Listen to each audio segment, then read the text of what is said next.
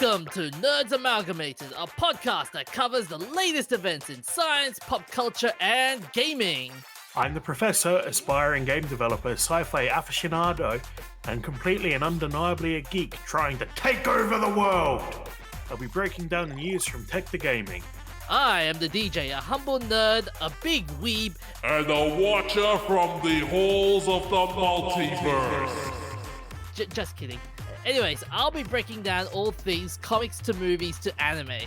Join us and stay hydrated as we quench you with witty banter, unintentionally hilarious hot takes, and trivia more fun than a night at the pub, courtesy of Nerds Amalgamated. Yo, welcome to another episode of Nerds Amalgamated. I am the DJ, and I've got the professor, and Phoenix is off flying into the clouds. Very poetic. Yes, I know. How have you been, Professor?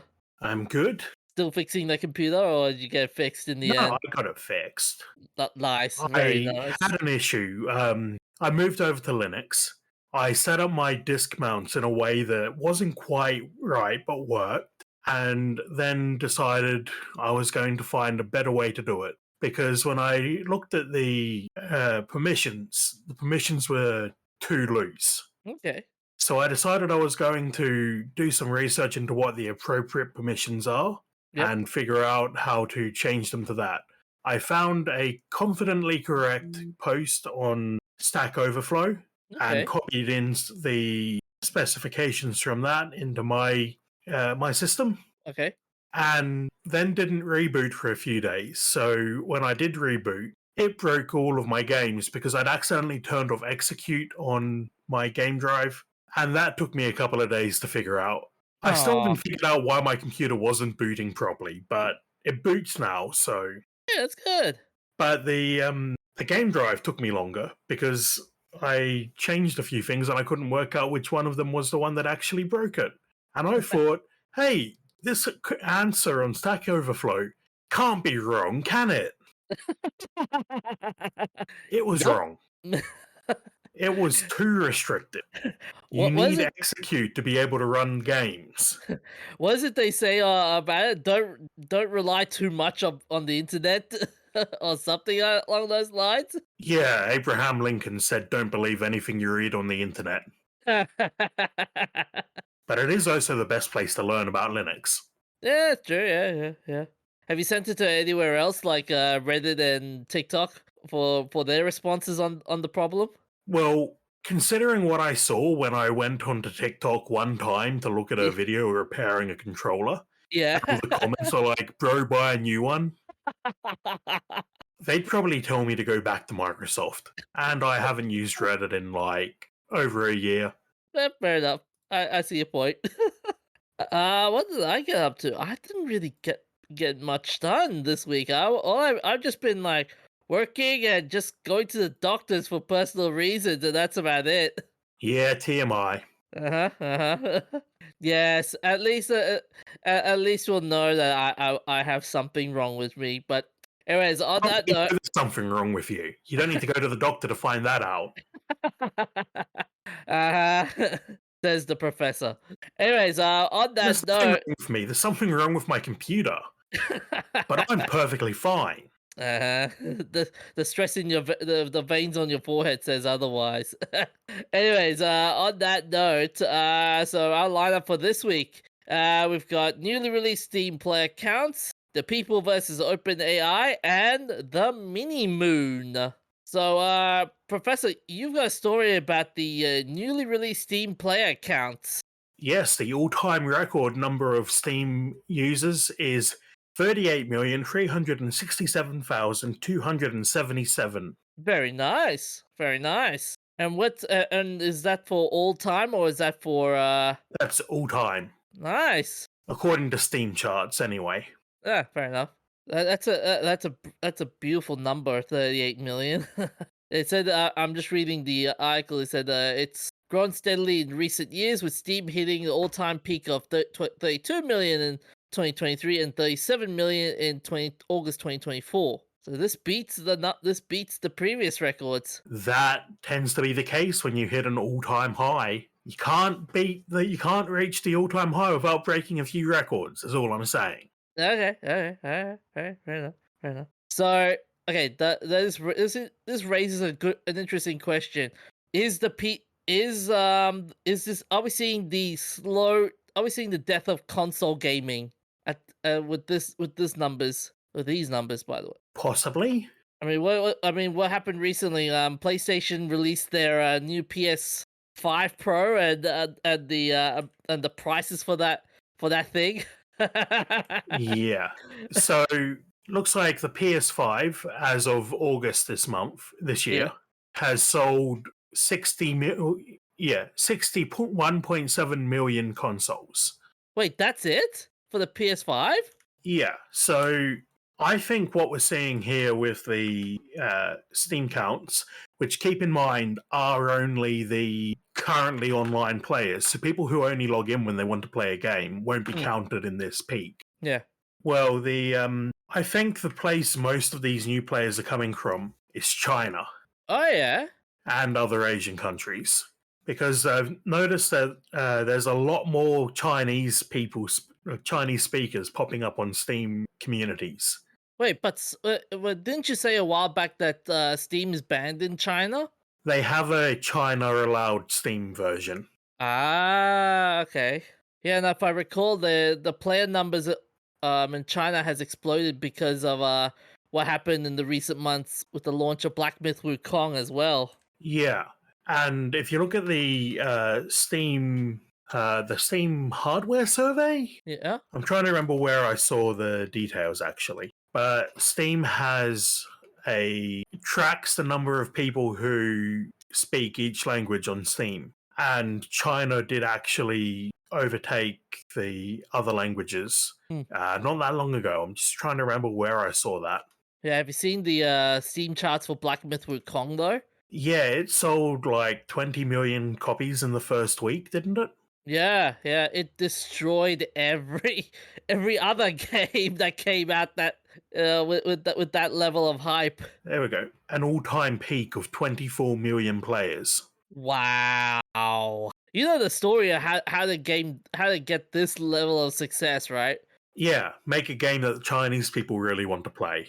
It was not only that, it was also the Western audience was also really into it because what happened was when the game was initially reviewed on Screen Rant, people someone wrote a really bad review of it, and people were like, "What the hell, man? This is contrary to what you're reviewing. Are we playing the same game?" And people got really angry about it, and out of protest decided to buy this game. And are genuinely enjoying it. I think the key is still targeting Chinese gamers because there are so bloody many of them. Yeah. And because they're an underserved market. Yeah. This is only the second game or something based on what is it called? Journey to the West? Yeah, so, Journey to the West. Yeah. Yeah, it's based on the Journey to the West story. Yeah, and I know there's another game based on it, but we're looking at a game that's like the second game based on one of the most popular stories in China. The other game I can think of, I don't know whether you might have heard about it. It's called Enslaved: Odyssey of the West. Yeah, I've got that one. I've never played it. Ah, okay. Yeah. I have been thinking about it more often recently and thinking I should check it out though. Well, what's interesting, the way we think about it now, is that the games market has moved from it used to be. Now it's the Chinese market that has exploded now. Yeah, and they're buying legitimate copies of games, which is nice. Yeah, because China has traditionally been a massive source of piracy, and not just piracy in the terms of people downloading your game. I know people who have had their game ripped off by China, put up on a Chinese store, and sold there.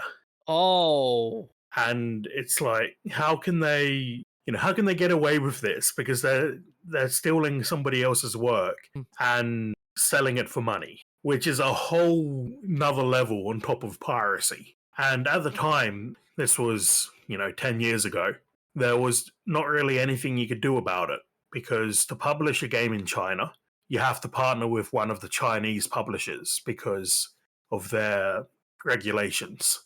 Yeah, yeah. Same with this studio as well. Like they partnered with Tencent, if I recall. Which studio? Wukong Studio? Yeah, the Game Science studio. Yeah, Game Science was yeah they did a partnership with a couple of other. So this was I'm looking at the backstory of Game Science. It was founded by ex Tencent Games employees. They did a couple of mobile games as well. Hero Games acquired a 19% stake in it. But then sold it in 2022. Tencent increased its stake to 5%, and but committed to not interfering with the operation and decision making of Game Science. Yeah. Yeah, but Tencent also have their fingers in everyone's pies. Oh yeah. Not just if you want to publish in China, they're also reaching out and buying stakes in foreign publishers. I think we're also seeing an exodus from consoles. I don't know, like, by number, whether there's less players on console this year than there were 5 years ago, 10 years ago. Yeah. But I feel like a lot of people are moving over to PC because the number of exclusives is decreasing. Yeah. There I don't think there's been a killer game exclusive on the PS5. And the price of them is like the consoles. Traditionally, consoles have been way cheaper than PCs. Then there was a while where they were roughly equal. Then the last few years, especially with the crypto boom, we had PC prices go through the roof because everyone was buying GPUs for Bitcoin. Well, the pricing for the PS5 Pro is also through the roof, and it doesn't even come with a stand. What was it the other day? Like, how much for that fucking stand? Like, 10? Is it $10 extra or $50 It's extra? more than that. I think it was like $50. Oh Jesus! How the hell do you? Yeah, it's $50. Yeah, fuck's sakes! Like they're getting greedy. Like the console companies are getting greedier by the minute. Have you seen? Oh, speaking of greedier, have you seen the price for the newest version of the PlayStation console, the Anniversary Edition? Honestly, that one kind of tempted me. I haven't seen the price, and I know it's already sold out, but the design of it really speaks to me. So for the PS5 Pro, the disc edition is $1,360. Yeah, and with the option to purchase the disc drive separately. Yeah. Fuck's sakes. So consoles have realized they can price gouge too, and people are just like, okay, I'm going to PC. Yeah, and it's even worse. And what's even worse is the fact that with the consoles, like with as you were saying, like it was sold out. People have decided to go on eBay and go put it on the most exorbitant price they can. Yeah, the ridiculous scalpers again. Oh, I totally expected that to happen. okay. It's the way it happens every time. Okay. Yeah, it's what's also going to be interesting is the fact that this also brings into an argument. Are we seeing also the death of physical media? Yes, we have Because for the last decade. yeah, we have seen it for the last decade, but with this high of a player count, like physical media, the argument of getting physical media it's becoming becoming interesting. Well, keep in mind that physical media is these days nothing more than a key that lets you play the game. The game on the CD is likely to not even be complete. Yeah. So you have to put it in your console, download updates, and also be connected to the internet. You can't just put it in and play like you used to be able to. Yeah. And I think that's a big loss for consoles. I mean, it's good in the way that you can now get updates and online content for games. Yeah. But I think it's a big loss for consoles that they've lost the simplicity. Speaking of online stuff, did you hear about the Californian law that just came out the other day about it? Yes, they want it to be clearly labeled that you're not actually buying something, you're just leasing it. Yeah. I mean, can you imagine Steam? Can you imagine Steam also saying that as well? Like, attention buyer, if this game you're buying, you're not actually just buying the game. You're just buying a license, and you're not owning it actually. Well, Steam will have to do that because that's what Steam does. Yeah. Even though even though once you've bought a game on Steam, you pretty much have it. There's only a few very rare cases where they will take it out of your library, and most of them are to do with piracy. Yeah. You can still get banned from Steam and lose your entire library. Oh, okay. Okay. If anything happens to Steam, you lose your library. You can't pass on your library. This was actually in the news a month or so ago because it came up that you cannot bequeath your Steam library in your will. Oh shit. Yeah, so you don't really own your Steam games. Sucks. And then on top of that, we've got that games are all online these days, and once the online server shut down, the game is gone. Stopkillinggames.com. Yep.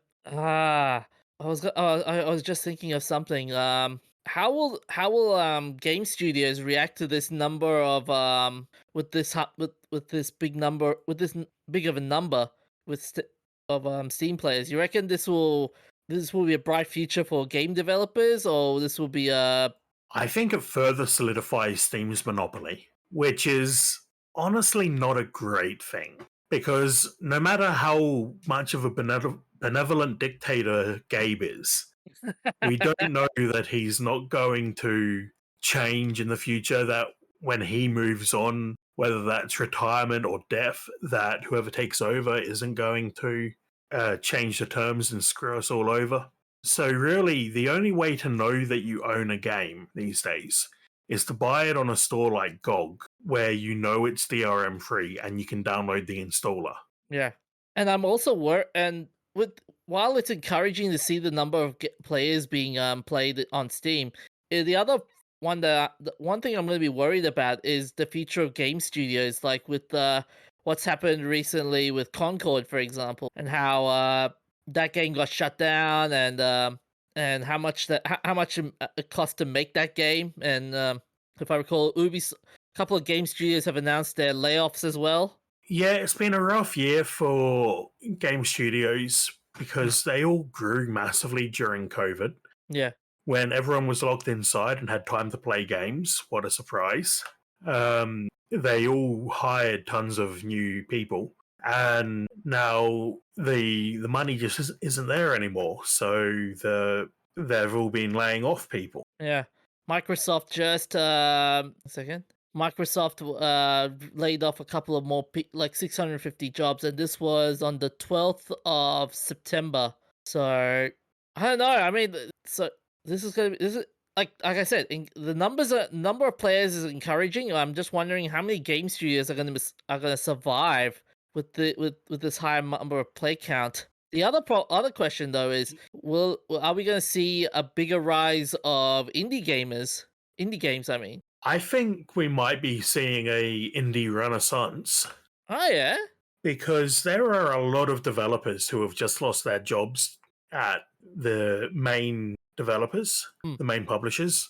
So I wouldn't be surprised to see them turn around and make their own indie games in the future. Okay.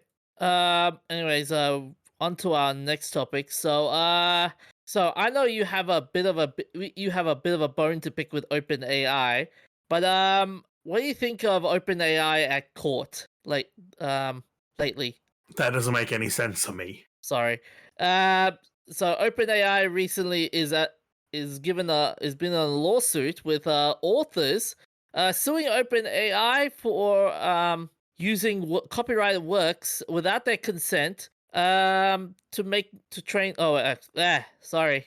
Let me just say it again. So at a secure room. You said it. You live by it. So apparently representatives for authors are suing OpenAI will examine materials that were used to train its AI system. They allege copyrighted works were utilized without their consent or compensation. Well, didn't Sam, what's his name? Altman? Altman, that's it. Yeah. Didn't he say recently that they couldn't make money if they had to pay out royalties. Really? It did. Oh man, that would be hilarious if he said that. I'm going to try to find that. Oh yeah. So basically, the Tuesday filing, authors suing the Sam Altman-led firm and OpenAI indicated that they came to terms on protocols for inspections of the information. They'll seek details related to the incorporation of their works in training datasets, which could be a battleground in the case that may help establish guardrails for the creation of automated chatbots. It stems from a trio of lawsuits initiated by top authors, including Sarah Silverman, Paul Tremblay, and Ta-Nehisi Coates, accusing OpenAI of harvesting mass quantities of books across the web, which were then allegedly used to produce infringing answers by ChatGPT. And it comes after the court in July dismissed the claim, alleging that the company engaged in unfair business practices by utilizing their works without consent or compensation. Yeah, I'm not able to find a source on Sam Altman saying that OpenAI couldn't exist without, like, if they had to pay royalties. So we'll just brush that aside. But I think that they really they're ingesting all of this data and then spewing out whatever their AI comes up with. I think that even if the AI can be said to learn and adapt, which I'm not sure that it can, if a human wanted to read a book and learn from the style of an author or look at art and learn from the style of an artist, they have to pay to do that for most content. So where did OpenAI get their hands on all of this data? If they ingested millions of books, did they buy these copies of books? Yeah, I see what you mean. Yeah, yeah. Wait, but and the other thing is, like, it's on the internet. Like, it shouldn't it wouldn't it be wouldn't their works be if it's on the internet, it's like throwing a garbage at the on the pathway. Like anyone can pick up and use it for their own gain, kind of thing. Not if the licensing doesn't allow that. Because here's an interesting thing. So there were other cases where OpenAI have denied wholesale copying of works. They've argued that training their models involved development of parameters based on the works to define what things look like and how they should be constructed. OpenAI may advance that defense at a later stage of the author's case, as well as arguments that the practice of using published works to train its system constitutes fair use, which provides protection for the use of copyrighted material to make a secondary work as long as it's quote-unquote transformative. Well, that's the key point then.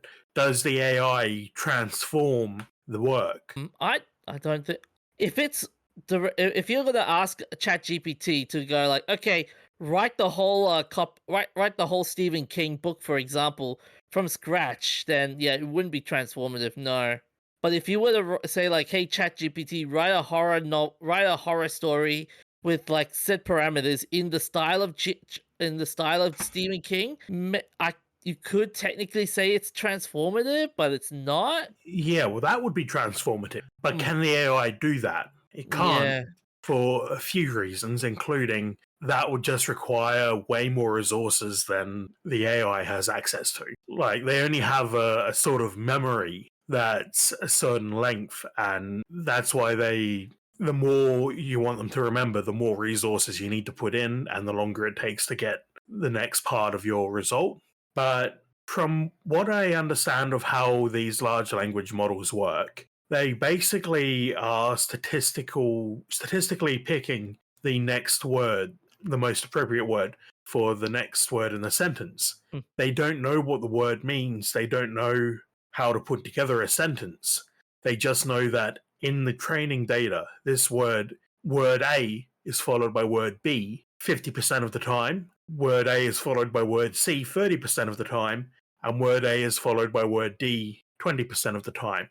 And then it leans towards picking word B because that's the most common word. So it's kind of like predictive salt, because that's a very surface level understanding of it. So it's kind of like predictive text writing, isn't it? in a sense. Yeah, it is a little bit like predictive text. Okay. And by the way, they with the how they get the books, they said here OpenAI has said that it trains its model on quote large publicly available data sets that include copyrighted works unquote. Last year, it pivoted to no longer disclosing those materials in an attempt to maintain an advantage over competitors and sidestep legal liability. While it remains unknown which works were used, the authors pointed to ChatGPT generating summaries and in-depth analyses of the themes in their novels. They claimed that the company downloaded hundreds of books from shadow library sites to Worse than that, hundreds of thousands of books yep, from hun- shadow libraries, thank you. To train its AI which is system. piracy, to be clear. Ah, okay. To Shadow libraries are a general term for websites that host pirated ebooks. and they're mostly illegal, if I recall. Yeah, they're all hosted in places that don't exactly have the best legal relationship with the West. Yeah. The reason for that being that it makes it very hard to sue the owners. Yeah, that's really that's very dangerous. Then that's going to very dangerous territory. Then if you're exposing all those shadow library sites that rely on privacy, releasing the details of those sites would be very dangerous. Would you agree? How would it be dangerous? I'm not sure I follow. Like if it's like very sensitive material, for example, and the shadow light and let's say the courts releases the details of those sensitive materials, it'll be like naming the whistleblower, for example, of a for a certain thing. For a certain like if a company's doing misdeeds and they put all the information onto a shadow library site and the court decide to go, okay, we're gonna release all the shadow libraries, and your information is in there. That's gonna be like the company's gonna go like, okay, we're gonna find this guy and sue the pants out of him. I'm not sure that's how that works. Okay. Because the stuff in the shadow libraries is all legal stuff to begin with. Okay. I mean, I'm sure actually you can find illegal stuff in some of them, but if OpenAI has only ingested legal books from them, well, pirated legal books, Yeah. so like not how to make drugs, which I'm pretty sure would be an illegal book, then well, I guess what I'm trying to say is that any data on the shadow library is already publicly facing. So if there was something in there that a company wanted to keep hidden, then it's too late. It's already out there. I'm just thinking, can you imagine the kids go like, okay, okay, find me a book on how to make drugs legally, like paracetamol and stuff. OpenAI just goes, okay, here you go. Here is how you make the drugs, written by this guy and that guy. Well, I don't think you'd go to jail for making paracetamol because I don't think that one's under copyright anymore. Oh damn. I'm pretty sure Nile Red has actually done that. So they But if they were doing illegal drugs, then yeah, that would be an issue. oh, dude, I'm thinking. Imagine, like in the near future, you get a couple of Walter Whites going like, "How'd you learn how to make these drugs?" Open AI. Hmm. And you'll see a lot of caravans and a couple of more dealers around the streets go like, "Hey, so which AI model did you use to make this drug?" Oh, I've used I didn't use OpenAI. I used another AI program. Oh, damn. What? Yeah, so I've just linked the DJ. That's a response to a video from Nile Red where he takes aspirin tablets and turns them into Tylenol, which Oh. is the American name for paracetamol. Oh, that'd be so hang on a second. I'm just looking through. So so they've also said under the agreement that training data sets will be made available at OpenAI's San Francisco office on a secured computer without internet or network access. Any person who will review the information will be required to sign a non-disclosure agreement, sign a visitor's log, and provide identification. Use of any kind of technology will be severely restricted. No recording devices, including computers, cell phones, or camera, will be allowed in the inspection room the joint stipulation. OpenAI may provide limited use of a computer to take notes, with lawyers for the authors copying those notes onto another device under the supervision of representatives for the company at the end of each day. No copies of any portion of the training data will be allowed. Yeah, I think that's pretty standard legal stuff. Yeah. So lawyers that's spearheading the litigation, they represent the author in identical copyright issues of copyright lawsuits against Meta. This one of the judges at a hearing has said, "It's very clear to me from the papers, from the docket, and from talking to the magistrate judge that you have brought this case and you have not done your job to advance it." The judge said, according to Politico, he said, "You and your team have barely been litigating the case. That's obvious. This is not your typical proposed class action. This is an important case. It's an important societal issue. It's important for your clients." Damn, the lawyers are doing a bad job. So, the judge has another judge for this has said, it is something that timing is everything. Well, it turns out that that's true for bad timing as well. Plaintiffs request that the court allows them to take 35 party depositions, exclusive of third-party depositions, or in the alternative, they request a total of 180 hours of deposition testimony, and they made that request 18 days before the current close of fact discovery. Yeah, it's all just legal jargon. But what do you reckon? Like, you reckon this will be this will be helping the authors' cases or hindering the authors' cases in terms of wanting compensation in the future? I don't know. We're going to have to see how this case develops. Fair enough. And to our final topic for tonight. So, what do you think, Professor, of a mini moon? I think this mini moon's a bit small. It could be bigger. Bigger? Bigger, you say, hey? Yep. How much bigger? Like bigger than the asteroid that killed the dinosaurs, or bigger than the moon bigger than the moon and the Earth, or how much bigger? Just bigger. But yeah, isn't that big? Like, sure, it's big for an asteroid. It's big for a meteorite. Oh yeah. If it hit the Earth, we'd be having a bad time. But you're not going to be able to see it with the naked eye. Yeah. So, a small asteroid is going to be captured by Earth's gravity pull and temporarily becoming a mini moon. This space visitor will be around from September 29th for a couple of months before escaping the Earth's gravity again. Sadly, the second moon is going to be too small and, as you said, dim to be seen unless you have a professional telescope. This was first spotted by NASA's asteroid terrestrial impact last alert system, codenamed Atlas, on the 7th of August. God, they really need to work on those long ass names. There are so many things out there. It's just, of course, they're going to have ridiculously long numbered names. But the asteroid itself, it's only just 2024 PT5. That's it. Although it's funny, it just reminds me of if you think about it, it's PTS, like post-traumatic stress. If you think about it. Yeah, you're stretching a bit. I know. But yeah, this asteroid hails from the Arjuna asteroid belt, which contains rocks that flow and orbits quite similar to Earth's. Occasionally, some of these asteroids get relatively close, getting as near as 2.8 million miles from our planet.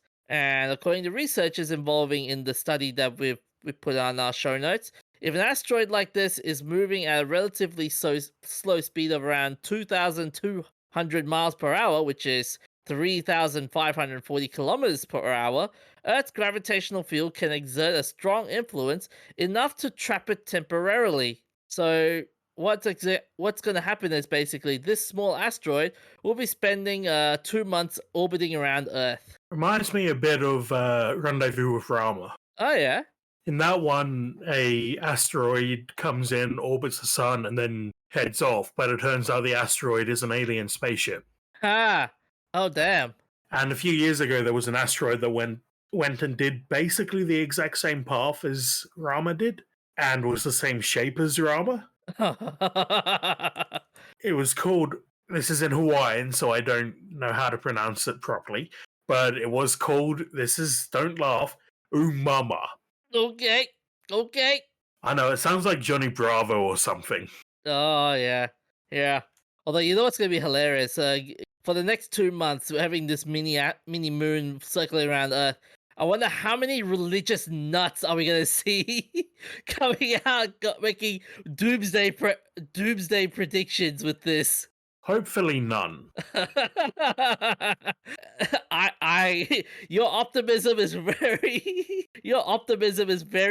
pleasing at times, but I don't know, man. The cynic in me is going. You're gonna see a lot of these like a lot of religious people going. It's the end of the world, people. It's time to panic. Yeah, but they do that anyway.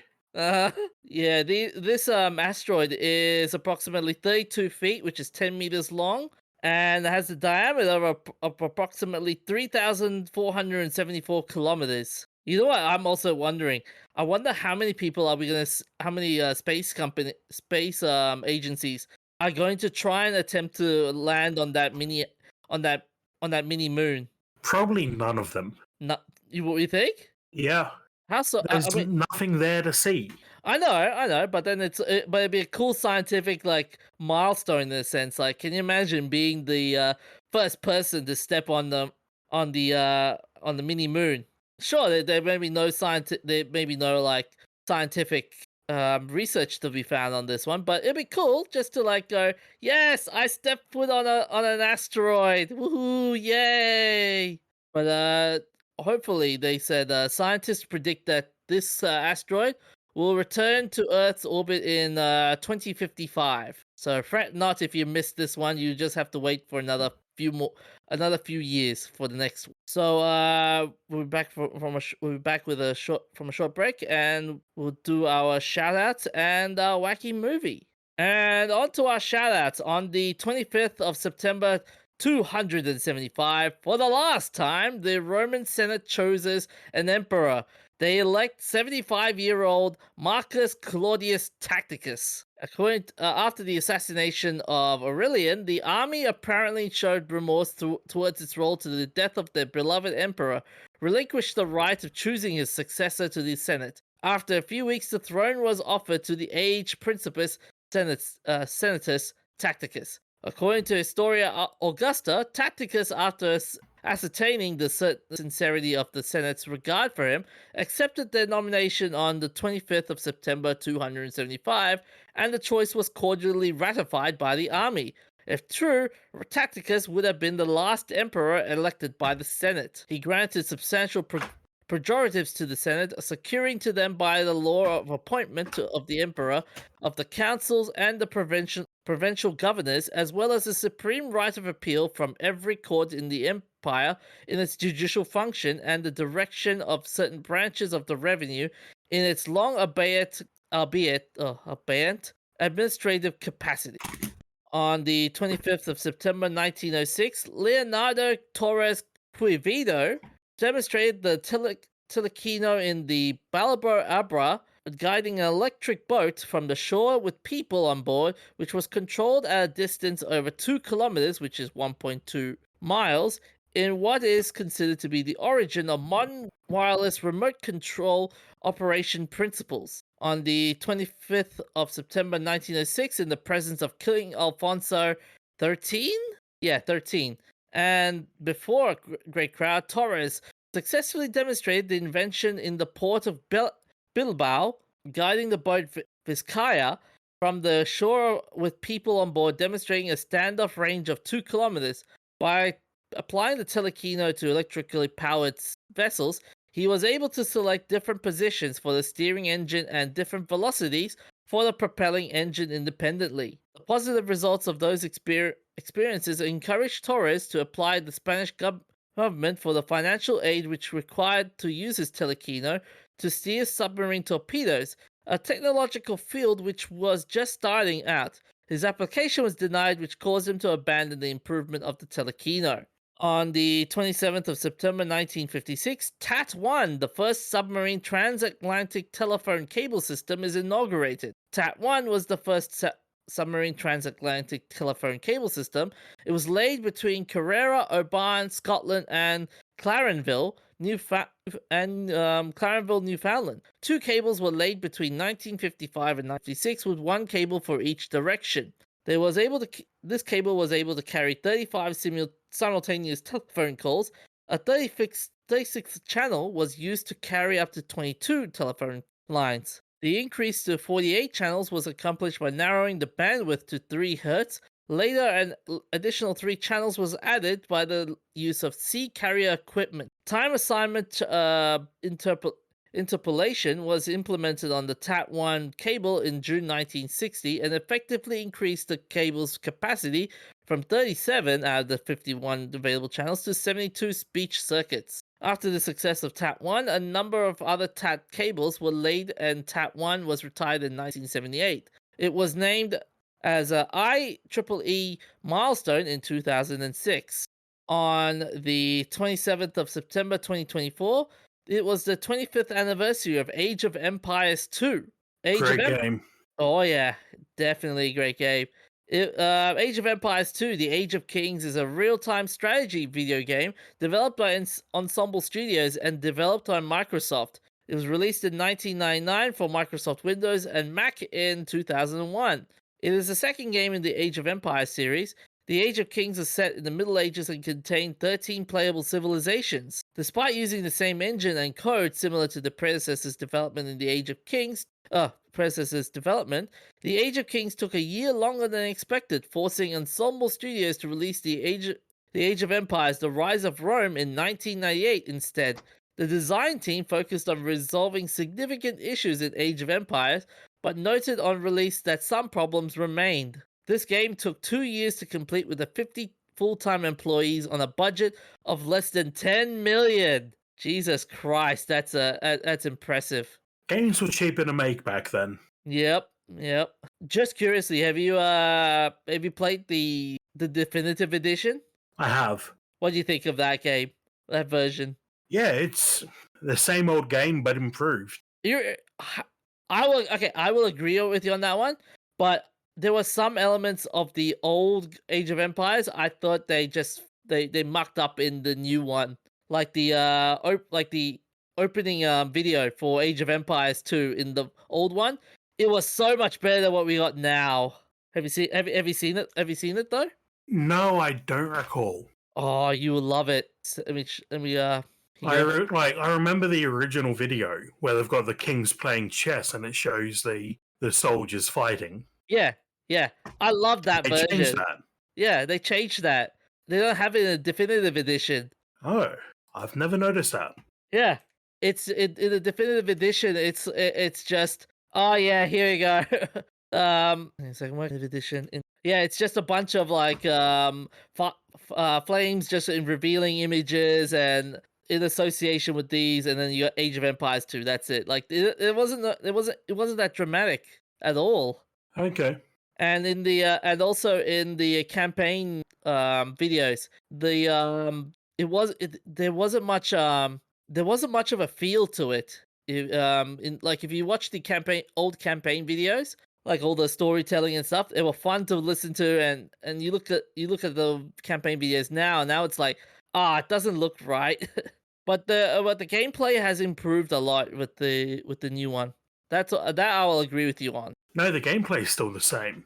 Oh yeah, but it's much more improved in terms of like you don't have like the players just like walking in a very stilted way, if you get what I mean.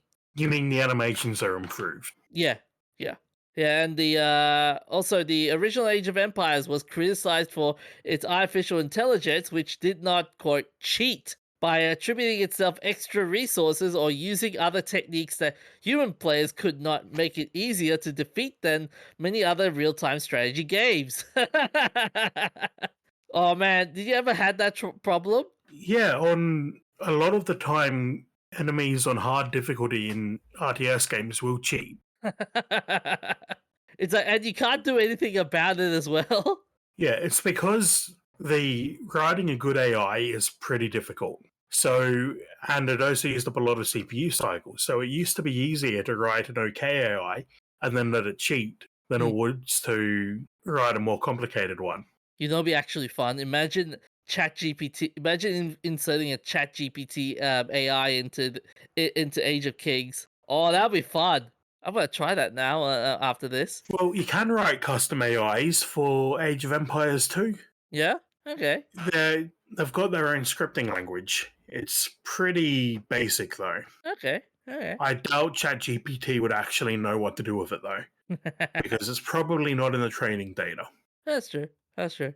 We also want to add in, and this was a recent add-in. On the 27th of September, Dame Maggie Smith passed away, and if you don't know her, she is famous for her roles in Harry Potter, Downton Abbey, Death on the Nile, Hook, Sister Act, The Secret Garden, The Best Exotic Marigold Hotel, and The Lady in the Van.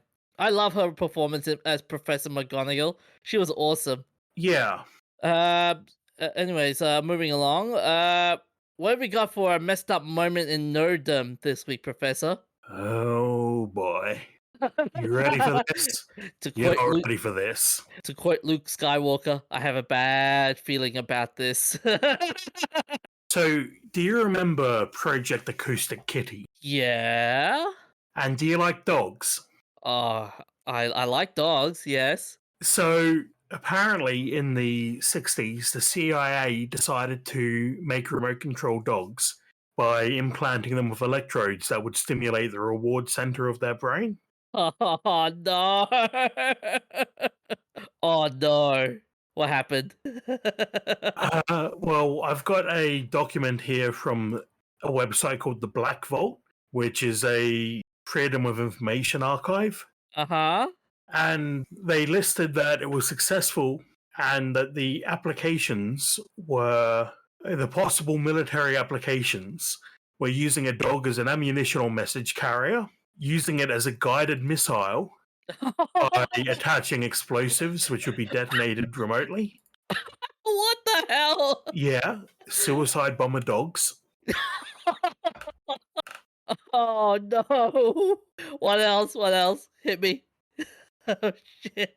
The suicide bomber dogs. Using dogs to detect radiation and chemical agents. And they suggest that an elegant development of this application would involve the use of the dog's physiology as a sensing instrument. Heart rate, blood pressure, etc. would be monitored and telemetered to the home base. Oh no. And they also suggested using a dog as a scout or to be point on a patrol. Okay. Yeah. Wait, by itself or with a couple of troopers? Like if it's There would be troops backing it up if it was point on a patrol. Yeah. Okay, that makes sense, yeah. But the dogs on a guided missile. Fuck. Yeah, but they note that some of the above applications involve destruction of the animal. All of the applications risk loss of the animal. One advantage of the control system we developed is the relatively small investment in training time necessary to prepare a dog for some of the possible applications. That's a long sentence. Wait, what's the difference between the destruction of a dog and a loss of a dog? They're the same thing. Well, one of them, like the suicide bombing, is guaranteed to kill the dog. Okay. Yeah. The other ones are just like, maybe. Oh, that's nuts. Oh, I'm surprised. Wait. So what happened with? So what was the future of that project? Did they say anything about that? I haven't actually read anything in the document about what happened to this project, but I do note that I did some research and found a modern implementation from 2010 where they implemented a similar thing on rats. Oh no! How did that pan out? Quite well. Oh wait, so we're gonna get missile rats used in rats on missiles? Well, a rat can't carry enough explosives for that to be worth anything. Can you imagine the number of ethic reviews. Even- Oh yeah, you could never do this today. there will be outrage on Peter going, no, you cannot do this, you monster. You will get a lot of vegan protesters going, this is an outrage. Hey, not just them.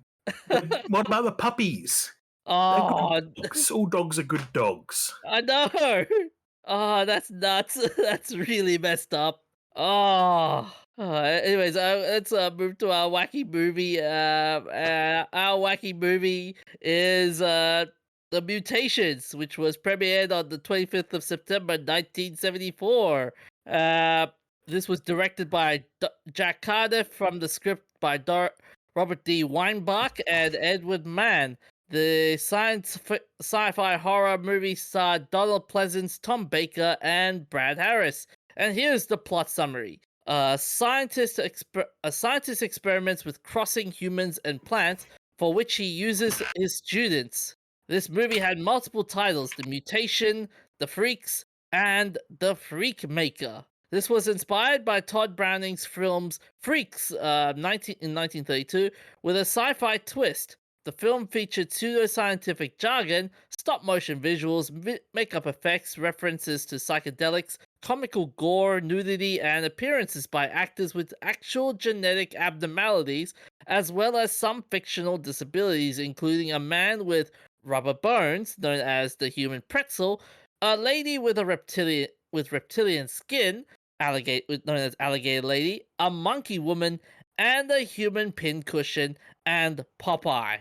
Among the other scenes of Freaks, it depicts a reverse stop-motion capture of the professor reviving a moldy orange and feeding a rabbit to a Venus flytrap.